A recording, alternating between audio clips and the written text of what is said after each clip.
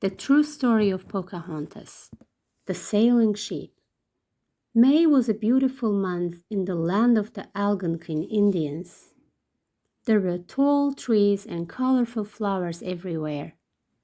The sky and the sea were deep blue.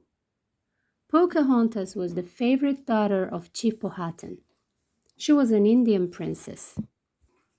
Chief Powhatan was a powerful chief of the Algonquin tribe. Pocahontas was 11 years old. She was a lovely young girl with black hair and dark eyes. She wore a buckskin dress and moccasins. She had a feather in her hair. Pocahontas was always happy. She ran in the forest and danced in the fields. She sat on the hill and looked at the blue sea. On May 6, 1607, Pocahontas sat on the hill and she saw something strange in the bay. It was a big sailing ship. She was very surprised. The sailing ship was something new. It had big white sails and flags. She looked at it for a long time. Where did it come from? Why was it there? She was very excited. Pocahontas ran to her village to tell her father and brother the news.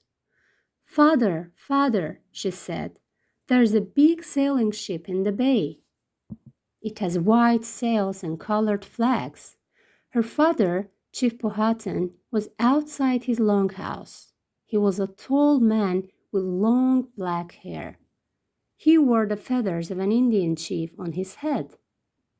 He listened to the news, but he was not happy. "The white men are here," Powhatan said sadly. "This is bad news for our people.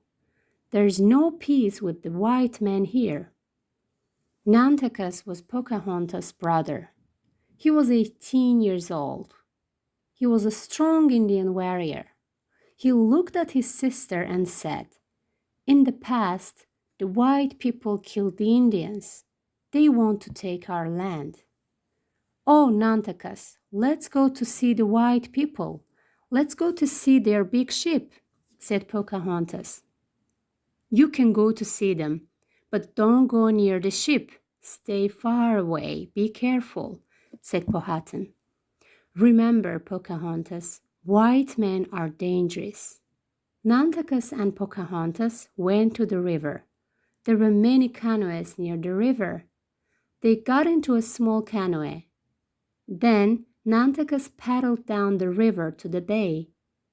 In the bay, they saw the big sailing ship. There was a tall white man on the ship. He smiled at them.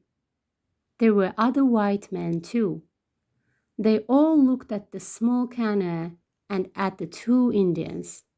Pocahontas smiled at the white man. "Let's go to the ship," she said. "No," said Nantakas. "It's dangerous. We don't know who these white men are. We can look and then go home. We must obey our father." The white man on the ship smiled again. "Look, Nantakas," said Pocahontas. "That man has red hair and white skin. He's smiling at us. Look at his clothes. They are very strange." Nantakas turned the canoe and paddled up the river. When they arrived home, Nantakas said, "I saw a big sailing ship. There were many white men on the ship." Powhatan talked to his medicine men and tribe advisors. They all sat inside the long house for a long time. He said, "White men bring us problems. They have a strange magic. They carry thunder sticks to kill our people. They want to take our land, our lakes, our rivers, and our forests. They can stay for a short time, but they cannot stay here forever. Let's watch them and see what they do."